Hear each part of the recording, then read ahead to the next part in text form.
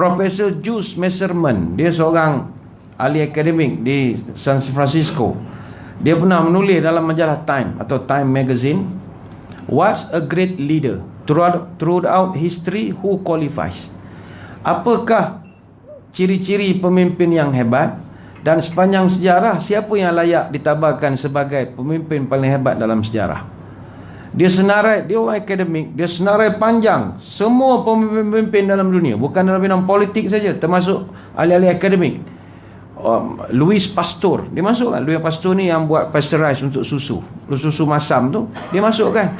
Jonas Salk, cipta bius kau, gitulah, pun dia masukkan dalam senarai. Dia kata semua pemimpin saya dah cek, start daripada Abraham kata sampai Moses, sampailah moden.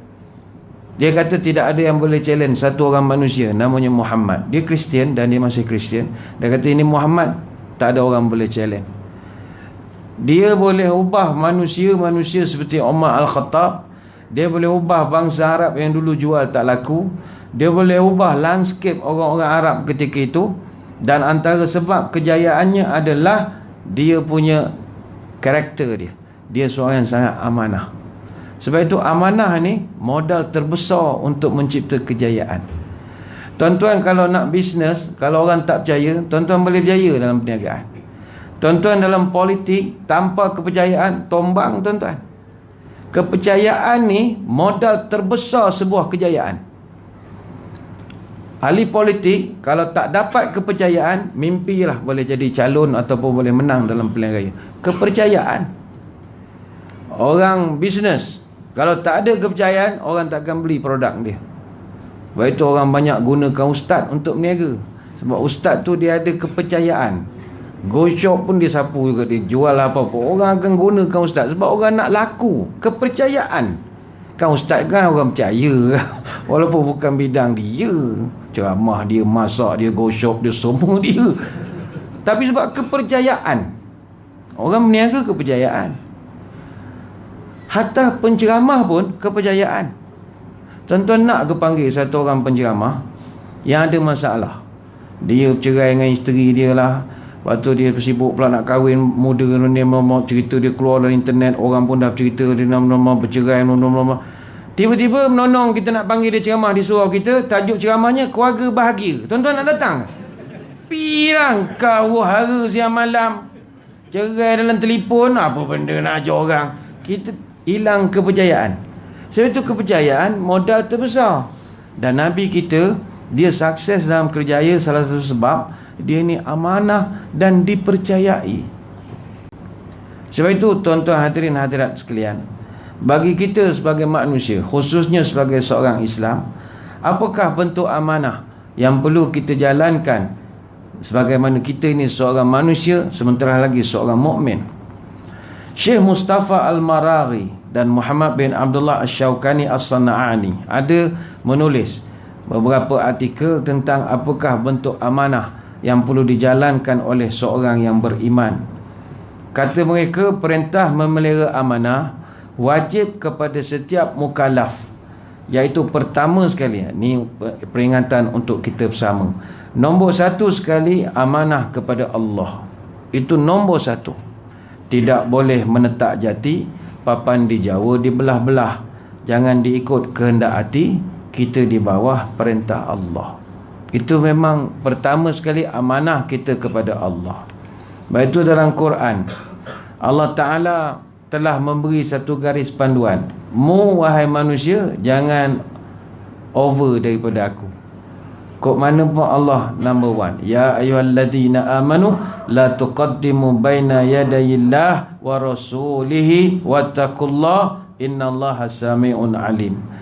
Hei orang beriman, jangan kamu mengada-ngada, jangan kamu memandai-mandai membuat sesuatu hukum sebelum mendapat kebenaran daripada Allah dan Rasul.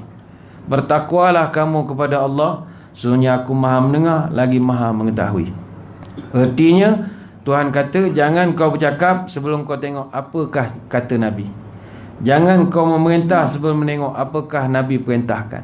Jangan kau berfatwa sebelum kau tengok apa keputusan hukum daripada Nabi. Jangan kau memutuskan satu perkara sebelum Nabi yang memutuskan. Artinya amanah kita kepada Allah adalah tunduk patuh di bawah Allah. Tegakkanlah syarat dengan undang, tegakkan adat yang dipegang, tegakkan amanah yang disandang, tegakkan hukum yang ditimbang, tegakkan pusaka yang dibilang, tegakkan janji yang ditimang. Betulkan lantai yang terjungkit, betulkan dinding yang menetas, betulkan tiang yang terpalang, betulkan atap yang berjurai, betulkan salah dengan silih.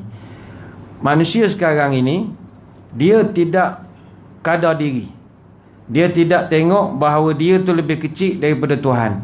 Maka kadang-kadang dia mengeluarkan satu-satu hukum ataupun satu-satu keputusan hukum tanpa merujuk pada apa kata Tuhan. Itu bahaya sekarang ini. Setiap hukum mesti tengok apa Tuhan kata dulu. Bukan kau dulu yang kata. Tuhan kata apa dalam bab itu. Ini tidak. Dia akan buat satu hukum tanpa merujuk kepada Nabi kata apa, Allah kata apa. Ini yang berlaku sekarang. Sedangkan Allah lebih tahu apa kepada kita berbanding kita sendiri. Wa man ahsanu minallahi hukman liqaumin yuqinun. Siapa yang lebih kenal engkau? Allah tu diri engkau sendiri. Bagi orang yang meyakini, kata Allah, surah Al-Maidah ayat 50. Allah lebih kenal diri engkau. Jadi bagi orang yang beriman, amanah dia yang pertama adalah yang dia tak boleh pecah amanah, dia kena tunduk patuh kepada Allah. Tuan-tuan, sekarang ni agama dalam dunia, bukan ada Islam ya, banyak agama dalam dunia ni. Ada 9,900 agama di seluruh dunia. 70% daripada manusia peluk 5 agama utama: Islam, Kristian, Hindu, Buddha, Yahudi. Tapi ada beratus-ratus, beribu-ribu lagi agama-agama lain. Agama Pagan, Tenrikyo, Chow Dai, Aikwan, Mandisma, Rastasfari, Ratana, Scientology, Yazidisma dan macam-macam lagi. Antara semua agama itu, kita dengan bangga mengatakan tak ada yang boleh challenge agama Islam. Sebab hanya agama Islam saja agama yang Allah dia didik A sampai Z. Sebab dia lebih tahu yang terbaik untuk kita. Melalui lisan Nabinya, dia mengajar kita daripada tidur sampai tidur balik. Sebab itu apabila orang yang tidak mau laksanakan perintah Allah, Allah marah. Aku dah tolong kau mudahkan hidup A sampai Z, engkau nak ikut cakap aku sikit pun tak boleh ya? Bagai contoh, aku suruh tutup aurat. Adalah sebab tutup aurat. Yang ini kita akan bincangkan lebih lanjut selepas ini, kerana kita nak memberi laluan dulu kepada azan Isyak. Sempatlah kepada Bilal kita siap-siap on mikrofon, minum air segelas. Jadi kita akan beri laluan dulu kepada azan Isyak. Maka tuan-tuan semua jangan ke mana-mana. Kita akan kembali selepas ini. Wallahu a'lam.